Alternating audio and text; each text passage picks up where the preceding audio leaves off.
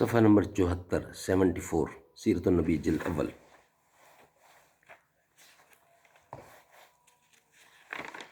اردو زبان میں سرور عالم صلی اللہ علیہ وسلم کی سیرت پر جامع ترین کتاب سیرت النبی صلی اللہ علیہ وآلہ وسلم، علامہ شبلی نعمانی رحمۃ اللہ، علامہ سید سلیمان ندوی رحمۃ اللہ، جلد اول۔ ہمارا جو سبجیکٹ چل رہا ہے کہ مسلمانوں نے تو حضور کی زندگی پر جتنی کتابیں لکھی ہیں وہ ہیں سیرت کی کتابیں۔ گوروں نے، انگریزوں نے بھی بڑی بڑی کتابیں لکھی ہیں، ان کو ہم پچھلی ویلاگ میں ذکر کر چکے ہیں، لیکن جو مرضی کر لیں، جیسے مرضی لکھتے جائیں، ان کے دل کے اندر ایک تعصب رہتا ہے جو کہیں نہ کہیں وہ شو کر دیتے ہیں۔ وہ بے شک تعریف کرتے ہیں لیکن آخر میں جا کے تھوڑی سی اس کے اندر کوئی نہ کوئی نکتہ چینی یا غلطی نکال دیتے ہیں۔ یہ وہ گورے ہیں جنہوں نے حضور کی زندگی کا بہت کچھ لکھا، لیکن اس کے باوجود بھی کچھ نہ کچھ انہوں نے نکالی ہیں غلطیاں۔ اسی بنا پر ہماری کتاب کے ناظرین کو تمام واقعات میں اس نکتہ چینی یا اس طرح کی نکتہ چینیوں پر نظر رکھنی چاہیے کہ یہ اعتراضات تاریخی تحقیقات کے معیار پر بھی ٹھیک اترتے ہیں یا نہیں۔ اصول تصنیف اور ترتیب۔ ہم نے اس کتاب میں جو اصول اختیار کیے ہیں اب ان کے بتانے کا وقت آ گیا ہے۔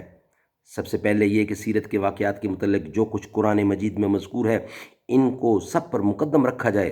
یہ قطعاً ثابت ہے کہ بہت سے واقعات کے متعلق خود قرآن مجید میں ایسی تصریحات یا اشارے موجود ہیں جن سے اخلاقی مباحث کا فیصلہ ہو جاتا ہے، لیکن لوگوں نے آیات قرآنی پر اچھی طرح نظر نہیں ڈالی، اس لیے وہ مباحث غیر منفصل رہ گئے۔ نمبر 2، قرآن مجید کے بعد حدیث کا درجہ ہے۔ احادیث صحیحہ کے سامنے سیرت کی روایتیں نظر انداز کر دی ہیں۔ جو واقعات بخاری و مسلم وغیرہ میں مذکور ہیں ان کے مقابلے میں سیرت یا تاریخ کی روایات کی کوئی ضرورت نہیں۔ ارباب سیر کو ایک بڑی غلطی یہ ہوئی کہ وہ واقعات کو کتب حدیث میں ان موقعوں پر ڈھونڈتے ہیں جہاں عنوان اور مضمون کے لحاظ سے اس کو درج ہونا چاہیے، اور جب ان کو ان موقعوں پر کوئی روایت نہیں ملتی تو وہ کم درجہ کی روایتوں کو لے لیتے ہیں۔ لیکن کتب حدیث میں ہر قسم کی نہایت تفصیلی واقعات ضمنی موقعوں پر روایت میں آ جاتے ہیں۔ اس لیے اگر عام استقراء اور تفحص سے کام لیا جائے تو تمام اہم واقعات میں خود صحاح ستہ کی روایتیں مل جاتی ہیں۔ ہماری اس کتاب کی بڑی خصوصیت یہی ہے کہ اکثر تفصیلی واقعات ہم نے حدیث ہی کی روایتوں سے ڈھونڈ کر مہیا کی ہیں جو اہل سیر کی نظر سے بالکل اوجھل رہ گئے تھے۔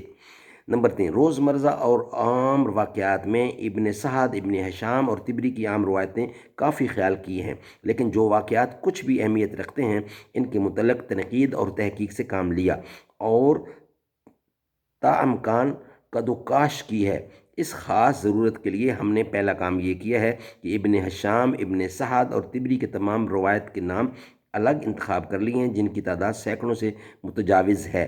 پھر اسماء الرجال کی کتابوں سے ان کی جرح و تعدیل کا نقشہ تیار کیا تاکہ جس سلسلہ روایت کی تحقیق مقصود ہو بآسانی ہو جائے۔ جن فروگزاشتوں کی تفصیل اوپر گزر چکی ہے، جہاں تک ممکن تھا ان کی اصلاح اور تلافی کی ہے۔ کتاب کے حصے۔ اس کتاب کے 5 حصے ہیں۔ اب یہ کتاب 7 حصوں میں مرتب ہو گئی ہے اور ترتیب بھی بدل گئی ہے۔ پہلے حصے میں عرب کے مختلف حالات، کعبہ کی تاریخ اور آن حضرت صلی اللہ علیہ وسلم کی ولادت سے لے کر وفات تک عام حالات اور واقعات و غزوات ہیں۔ اسی حصے کے دوسرے باب میں آن حضرت صلی اللہ علیہ وسلم کے ذاتی اخلاق و عادات کی تفصیل ہے۔ آل و اولاد اور ازواج مطہرات کے حالات بھی اسی باب میں ہیں۔ انشاءاللہ باقی حصہ نیکسٹ ویلاگ میں بیان کیا جائے گا۔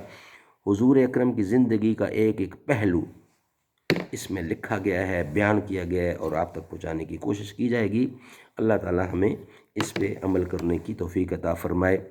یوں تو تم سید بھی ہو، مرزا بھی ہو، افغاں بھی ہو، تم سبھی کچھ ہو، بتاؤ تو مسلمان بھی ہو۔